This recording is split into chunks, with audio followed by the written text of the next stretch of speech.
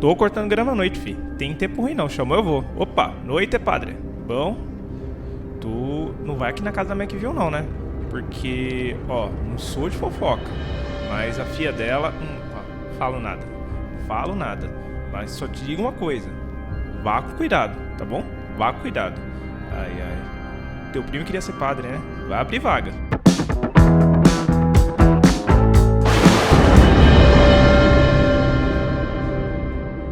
Olá, pessoal. Até aqui, vimos o horror em castelos sombrios na Inglaterra. Criaturas de outros planetas e monstros fantásticos. Agora, nossa viagem vai até uma década onde o cinema como um todo estava passando por diversas transformações. A edição dos filmes passava a ter um ritmo mais ágil e trabalhar com montagens paralelas. As narrativas retratavam a vida urbana de forma realista e crua, e o horror bebeu de todas essas fórmulas para contar novas histórias para esse novo e traumatizado mundo.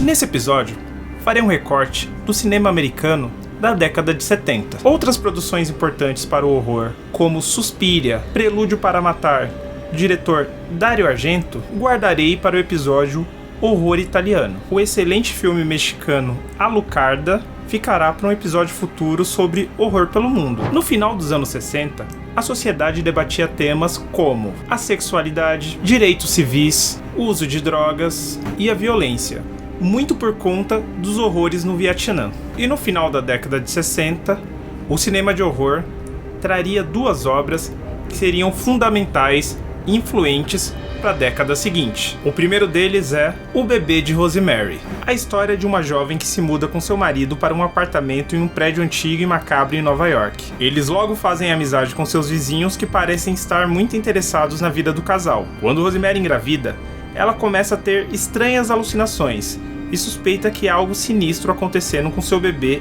e com a vizinhança. O filme tem uma abordagem única e perturbadora. Ele é considerado um dos primeiros filmes de terror psicológico. Ele inova também ao trazer o horror para um ambiente mais urbano. A conclusão chocante e controversa é algo que impactou na época e impacta até hoje. E nesse mesmo ano, outro clássico ganhou vida. Estou falando de A Noite dos Mortos-Vivos, de George Romero. Um grupo de pessoas se refugia em uma casa abandonada quando cadáveres voltam à vida e começam a comer carne humana. É importante enfatizar que esse não é o primeiro filme a abordar o tema zumbis, porém, ele é definitivo para a criação do arquétipo do gênero. Até então, os zumbis eram criaturas que eram controladas por magia ou voodoo e eram apresentados como servos obedientes a seus mestres, sem personalidade ou pensamento. Já os zumbis do Romero eram mortos-vivos que devoravam carne humana. É muito importante falar sobre a questão social, política que Romero trouxe para essa grande obra-prima do horror. O personagem principal, Ben, é interpretado pelo ator afro-americano Duane Jones. Ele é apresentado como um homem negro, inteligente e forte. Só para vocês terem uma noção do contexto social da época em que o filme foi lançado. O filme é de 68, no auge das lutas civis pelos direitos dos negros, com figuras como Malcolm X e Martin Luther King.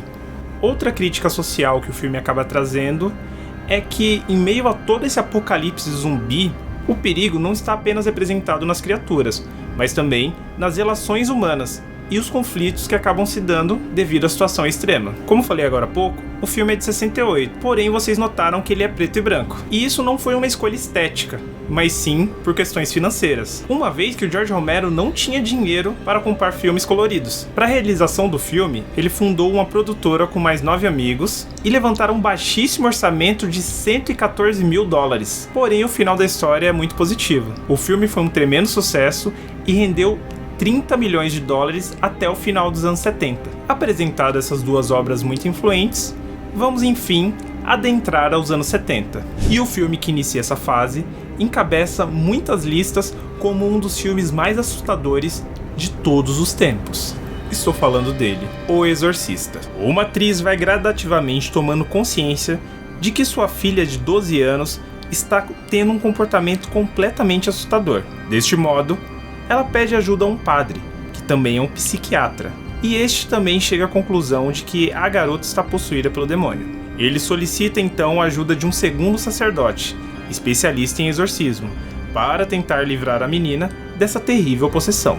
Eu ficava me perguntando por que esse filme foi tão assustador na época e por que ele choca e assusta tanto até hoje. Aí eu vi um vídeo do Max, do canal Entra em Planos, no qual ele faz uma análise do filme original e da versão estendida de O Exorcista. Eu vou deixar o card desse vídeo aqui para vocês virem que ele faz uma análise completa dessas duas obras. A leitura que ele faz nesse vídeo eu considerei muito precisa. Nela, ele faz a pergunta: quantas pessoas que vocês conhecem acreditam em lobisomens, vampiros ou mesmo monstros? Por outro lado, quantas pessoas vocês conhecem que acreditam em espíritos e demônios? É justamente aí que está a base do medo, essa ligação forte com a religião. O Exorcista fala diretamente com esse tema e choca a plateia justamente por ser um filme extremamente profano. O roteiro, ainda de forma inteligente, trabalha com ceticismo, uma vez que a mãe da garota, da Regan, é uma atriz famosa e possui muitos recursos. Então, o que ela faz? Leva ela até um hospital, onde realizam diversos exames. Como ela tem dinheiro, ela tem à sua disposição todos os recursos da ciência da época. E é muito frustrante ver que nada consegue ajudar a garota. E aí, nesse ponto, que ela vai atrás de ajuda religiosa. Aí vocês somam essas questões que estão ligadas ao imaginário popular, a um roteiro que vai fazendo você se cativar por essa garota, pela mãe, aprofundamos também na história do padre, e quando vamos ver, já estamos muito envolvidos com esses personagens, e acompanhamos com apreensão, passo a passo, da possessão da garota. A Linda Blair, a atriz que dá vida a Regan, está perfeita no papel. Destaque também para o Jason Miller como padre, e a atriz Ellen Burstyn também entrega muito no papel da mãe. O filme na época foi indicado a diversas categorias no Oscar, incluindo a de melhor filme. Ele não venceu, até há rumores de que houve um boicote na época, mas ele ficou marcado para sempre na história do cinema, entregando cenas emblemáticas.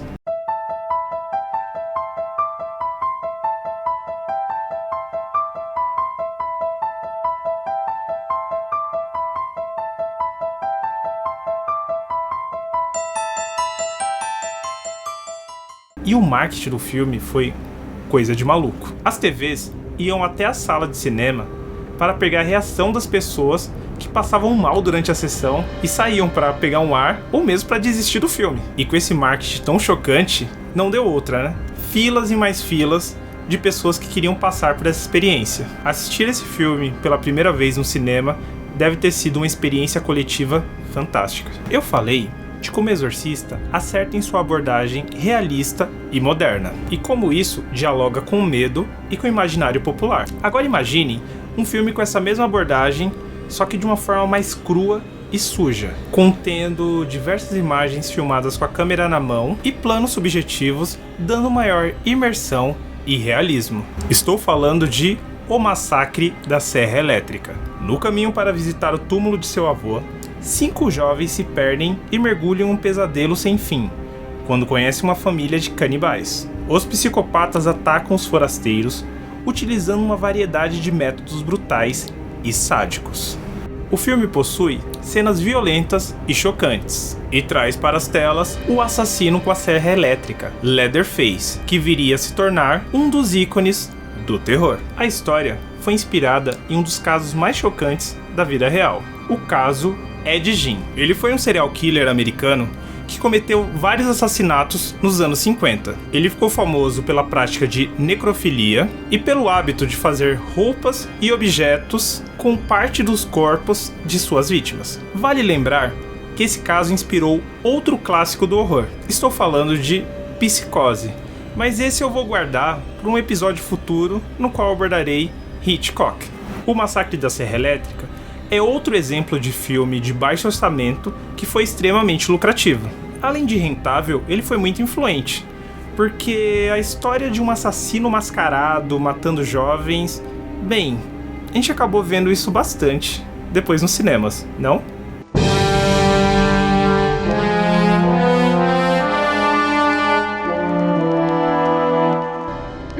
Pessoal, como vocês viram, estou falando de uma década muito influente. Por conta disso, resolvi transformar esse vídeo em 2 partes. Então teremos que aguardar para falar de ataques de tubarão, profecias, mais uma história de apocalipse zumbi e assassinatos de uma noite de Halloween. Não se esqueçam de deixar o like, se inscrever no canal, ativar o sininho e até a segunda parte dessa jornada.